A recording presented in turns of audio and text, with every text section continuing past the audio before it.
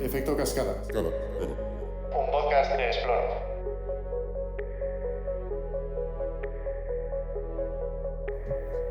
Dear Explorers, welcome once again to Efecto Cascada. This is a podcast where we dive into the forefront of innovation, share insights from entrepreneurs, and uncover Cascade funding opportunities. In each episode, we try to explore the latest trends into the digital stream, the arts, and latest technologies that are transforming our future. So, broadcasting from Pamplona, Spain, we try to reach a global audience, starting from European Union projects. So, welcome to a new online roundtable edition of Efecto Cascada. Today, we're diving into the blue heart of our planet, which is the oceans, the rivers, and any aquatic ecosystems that sustain life itself. We'll explore how participatory arts can activate communities, raise awareness, and inspire meaningful action for the mission restore our ocean and waters by 2030. Joining us are two inspiring partners from projects that are empowering artists to create change from shoreline to city streams. So there's Antonella Passani. She's partner and responsible of PARTART4OW and Water and senior researcher at T6 Ecosystems. A social scientist whose work spans participatory methodologies and digital social innovation. But then Sarah Tamulski, coordinator of TIDAL ArtS and project manager at SUBMARINER Network, where she oversees art-led ocean awareness initiatives and governance projects across Europe.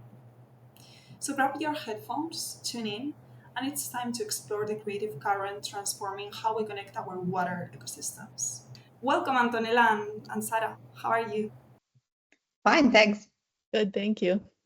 It's great to have you here. Thank you very much for coming to Efecto Cascada. Okay, so let's get to know you. Antonella, could you introduce yourself a bit to the audience and maybe share a bit about how your background led you to projects like PARTART4OW?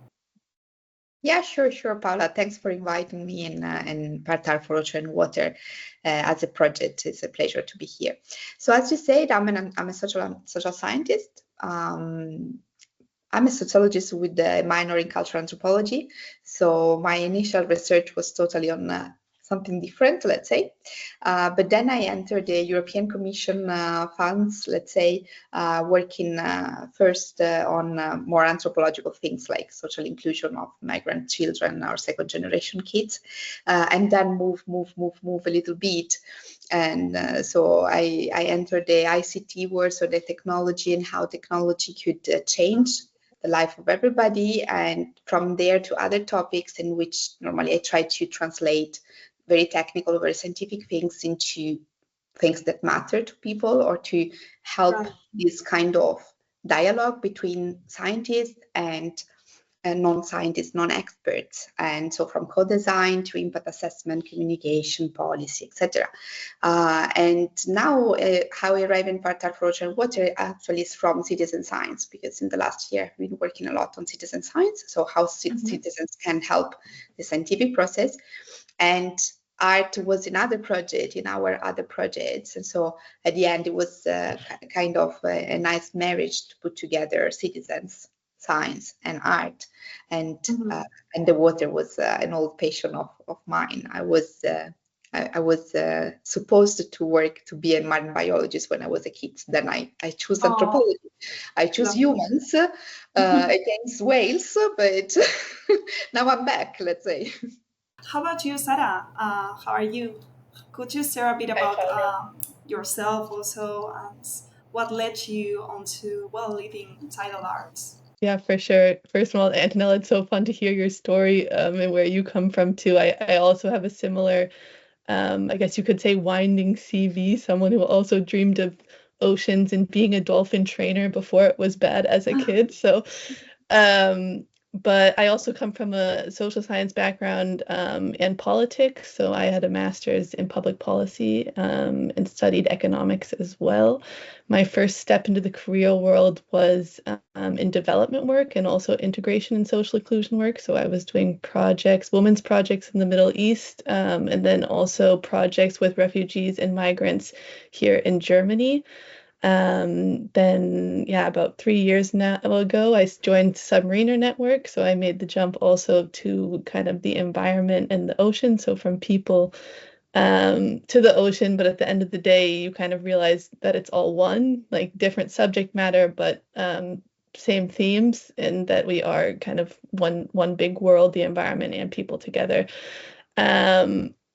So yeah, the SUBMARINER Network, I mean, we're a network in the Baltic Sea region, focusing on the sustainable development of the blue economy, but also the conservation of the Baltic Sea. And TIDAL ArtS goes beyond the Baltic Sea, but it's really about being interdisciplinary. And I think that's why I have become the project manager of this project too. I think I'm a connector of ideas and of people, and my interdisciplinary background, I bring that in. And through TIDAL ArtS, we're really looking to connect science and arts, but also communities. All right, so let's now dive into each project so that the audience can grab all insights from each one. So starting with their goals and what makes them unique. So Antonella, could you please walk us through a bit what PARTART4OW is about? Like, how can artists for arts, initiatives help restore marine ecosystems? Yeah, I mean, both our projects answer to the same European Commission calls. So let's say the ultimate goal is the same, but we have picked a little bit different approaches, and I think the two projects are quite nicely complementary, I will say.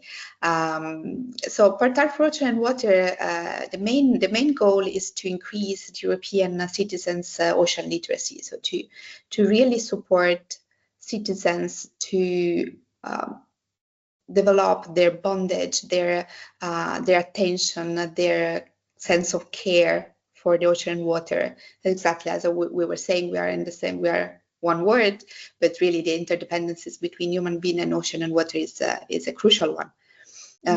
So this is the ultimate goal. And how do we do that? Is by having cascading calls.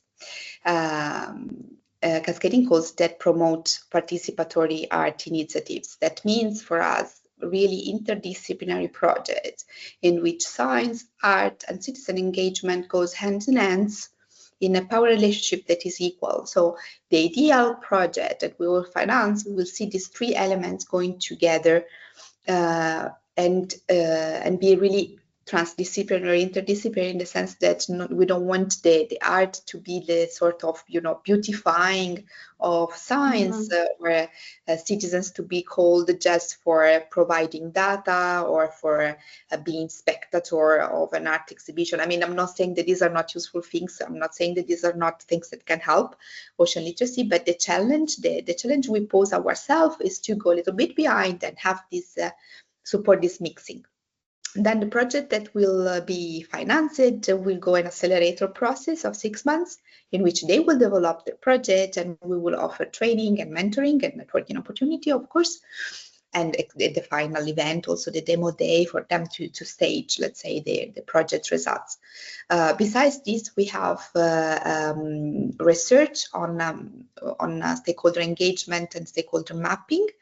Now we are launching a survey to understand what are the challenges in having this collaboration going on between art and science and ocean and citizen engagement. And then we will have a real boat floating the Mediterranean and trying to connect all the projects that have been financed and other actors that are working on the same tool, on the same field, and spread the word or maximize the impact of the project, also using the sea as a platform for connecting them physically. Oh, that's a beautiful way to finish the project and connect all together. All right, Sarah, and what's for you the core vision behind TIDAL ArtS? And how does it empower artists to strengthen, people's connection to the local aquatic environments? Yeah, thank you. I mean, like Antonella said, we are sister projects, so we have similar aims. So our vision is really to also inspire citizens across Europe to see themselves as a part of their aquatic environment in a new way, and also to experience oceans and inland waterways in a new way.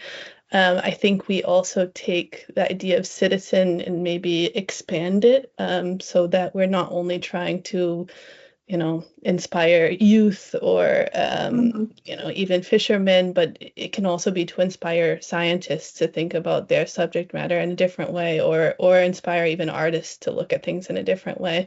So like Antonella was saying in their project, for us, it's really about creating a dialogue between these communities in the environment, so that the artist isn't just the communicator of the scientific work to the public, but that the artist maybe comes at a problem or comes at the challenge in the marine environment with a new lens and looks at it in an innovative way. And the scientist provides their input or their data to the issue, and then the community says, well, hey, we are actually experiencing this issue in a different way. And so that these voices then come together and inform the artworks that are created within the project.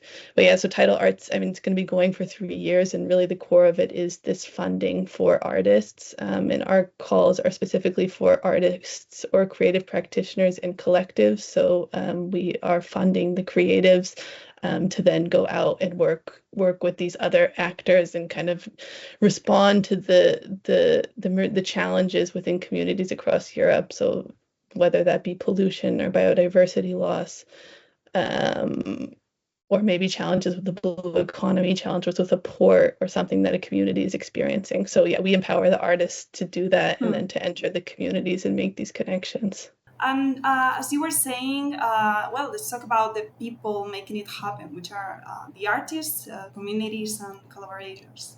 So for you, Antonella, what kind of, you were saying, interdisciplinary collaborations does the project support doing this accelerator?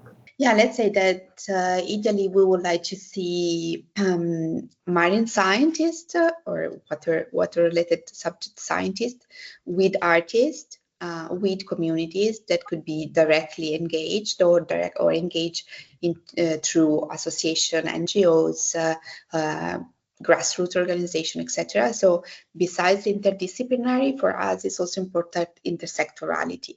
So not only academics, not only also artists, but also the third sector or the productive sector, the private sector, could be anything. But the idea is to really cross all the boundaries and tackle a problem that makes sense for the local community. So ideally, the project should come from a need, from something that makes sense or have an impact on a local community. So this is exactly what you mean when you say responsible research. So responsible research is not that the research quest is not driven by the curiosity of the scientists only, but it's really co-created with the stakeholders at local level. So this is a little bit our idea, and in this moment we are doing the review of the proposals we received. So, it's very nice to see that this, let's say, input can take a lot of different shapes, a lot of different geometries in different contexts. And this is really, really inspiring also, because when you say marine science, it's huge, can be a lot of different things. And I'll say the same with art, because we welcome any kind of artistic creative expression. So you can have music, you can have literature, you can have theater, you can have video games, everything. So it's really nice to see how much you can have by just putting a little bit three things together. Behind them there are 3 different words, I would say. Do you think you could have any kind of example to represent for the audience to understand how these projects could be developed? For me, it's a bit early. I don't want to spoil what's going to happen.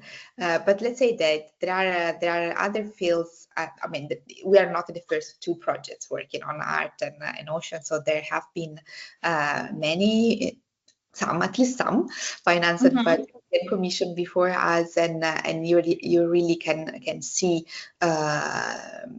how artists and scientists can work together in making sense of an issue, because also sometimes arts and creativity is looked at something that is more coming after science, let's say, but actually is a way of doing science, can be seen as a way of increasing knowledge by looking, as Sarah was saying, into things in a different way, but also have different methodologies to approaching a problem, and the work together of artists and scientists can be really enriching for both sides in learning other way of approaching topics and how approach challenges and how to discover things, even if they have two methodologies that are very different. Yeah, and I think, I mean, maybe just to build on that, it's a bit of, like you asked for examples, I think it's a bit of challenging for us too, because our methods of both projects have really to be open-minded. And like you said, like we don't define the art, we don't define the kind of art, we don't define exactly what you needed to do, because we're really trying to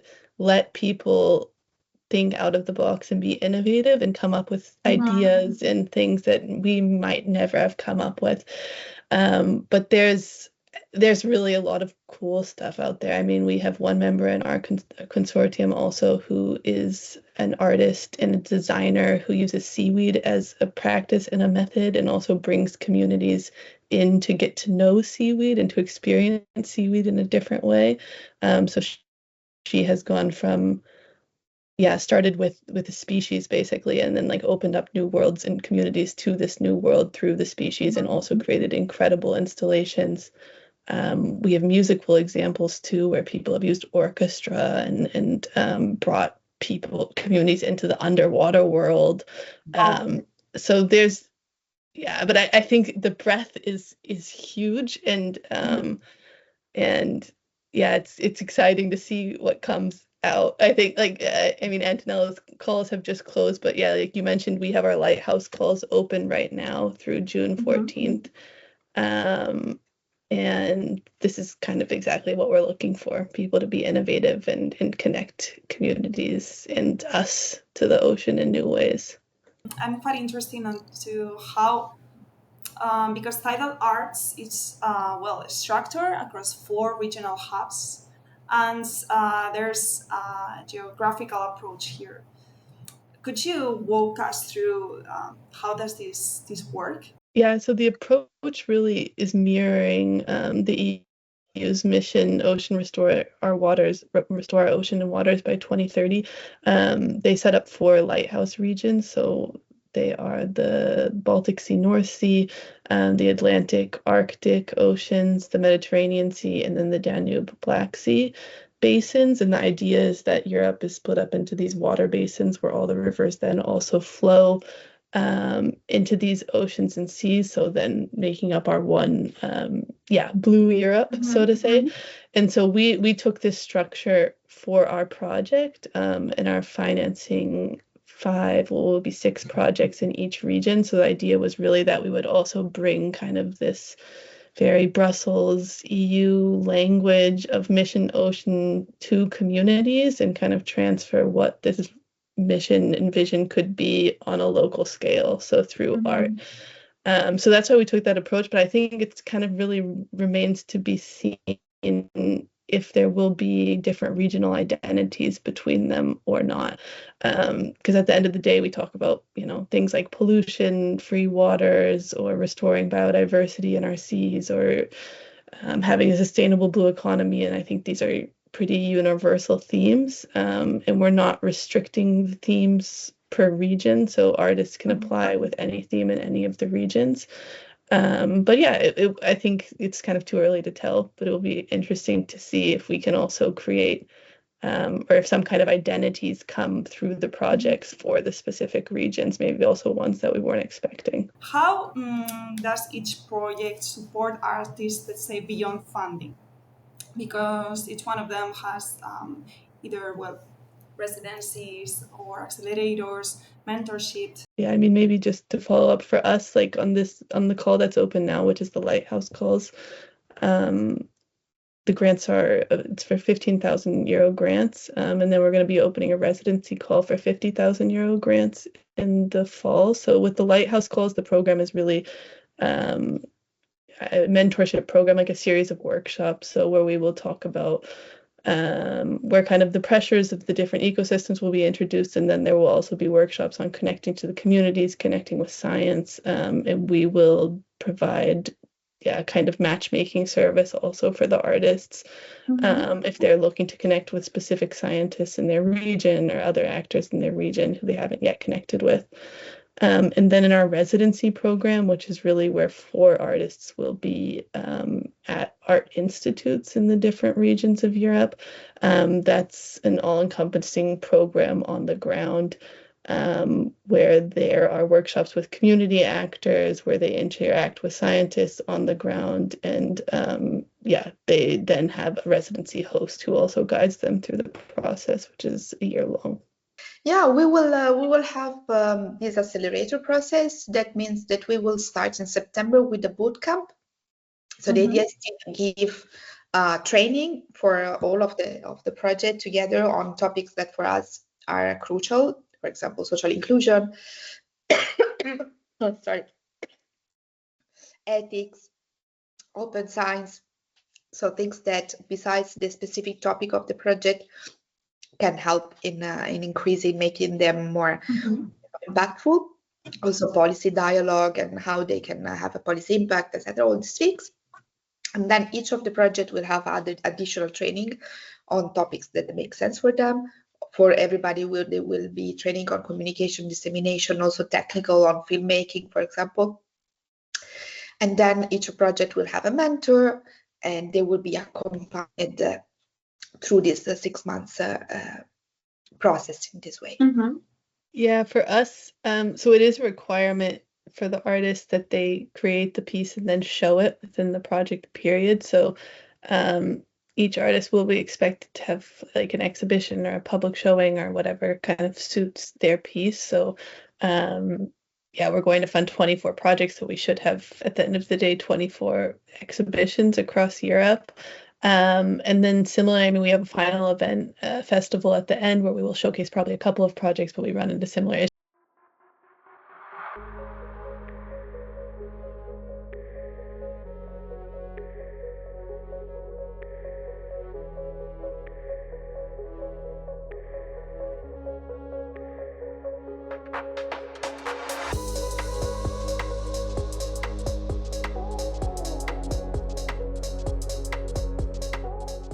Really about giving them a platform at different events, at EU events, it kind of depends on the topic, but showcasing their work with kind of the reach that we have as a project, and then with the hopes that maybe gets picked up in other places too. And I mean, part of TIDAL ArtS is my organization is more from the science background, but we also have partners who are really from the arts and culture world, so that they are also connected to these kinds of institutions who are looking for artists and looking for innovative ideas and approaches. So our hope is too that if they come up with some amazing projects, that we can then tap into these networks and they can be showcased in different places. All right, so before we say goodbye, we have a tradition here in the podcast. There's this little game. So we have some time for a few fun questions because we'd like to get to know you better.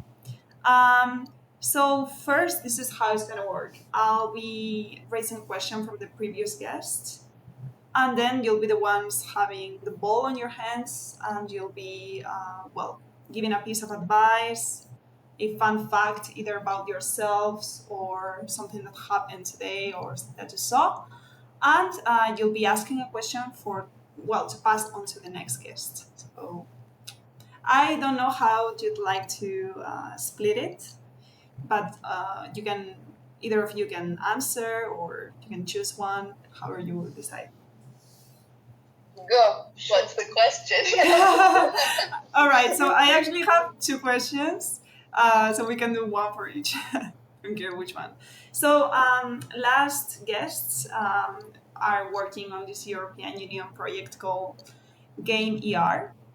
So there's, first off, there's Martin Leinak, and he wanted to ask you, what was the first creative project that you got paid for?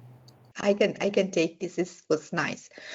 Was a project it sounds like ages ago, was a project of media education for migrant children. So the idea was, I was a young anthropologist, very young, giving cameras, because at that time you didn't have by phones, so you have to actually give physical big cameras to kids, to teenagers, teach them how to use a camera, and then see what they come up.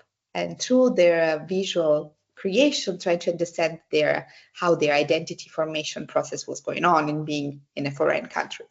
And I want to share because it's actually, I mean, 20 years passed, but it sounds like ages ago. So I'm curious to see where we will be in 20 years. Definitely. All these technologies are just in our pockets. Oh, that's impressive, honestly. 20 years ago, that you were already showing these migrants how to use a camera. Beautiful. How about you, Sarah? Counts, but I'm just gonna go for it. I first earned money with a creative project, I guess, when I was in 3rd grade, so 8 years old. I wasn't the most artistic kid. I was rather sporty, or known for being sporty, but my teacher, her name was Miss Erickson, she gave us the task that we each had to create a sculpture out of recycled materials. And then they were going to submit it to the city. There was like a citywide competition, and then they would show some in an exhibition.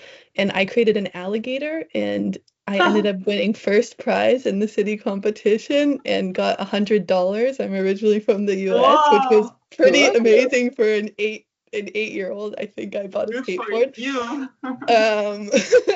But yeah, so maybe that's my full circle moment back to arts and the ocean is my 3rd grade alligator. So that's the cutest story. I mean, it also involves sustainability and art, so it's perfect for this podcast.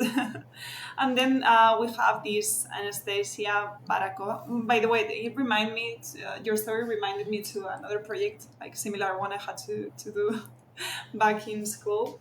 There was this, we had to recycle, let's say, the milk containers, milk cartons, and I made myself a Volkswagen van, like a hippie one as well.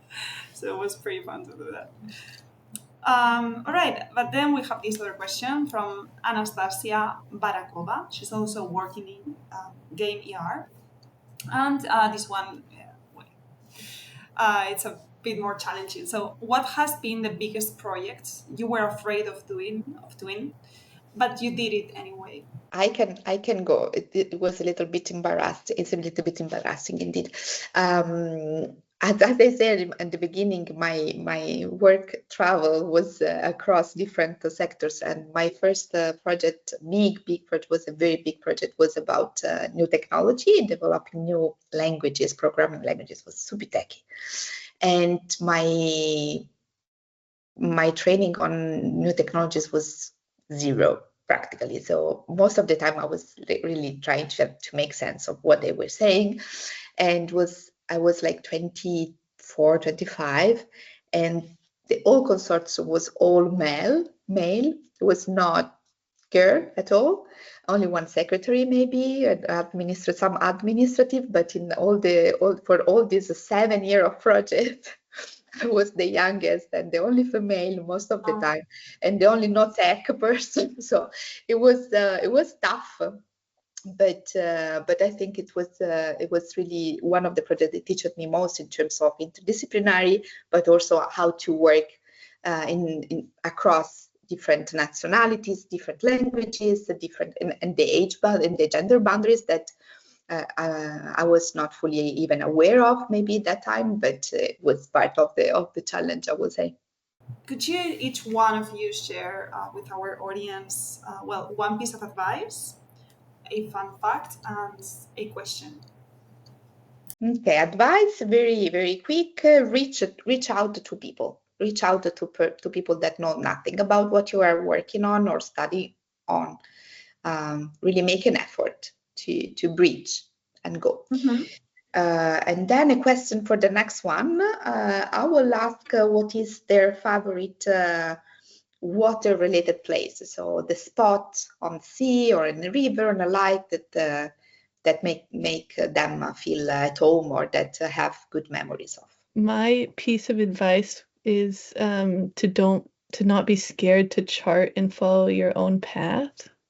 So even if it maybe doesn't make sense to the outside world, or you're not sure where your path is going, if it feels right, just go for it. And the story will come along with you.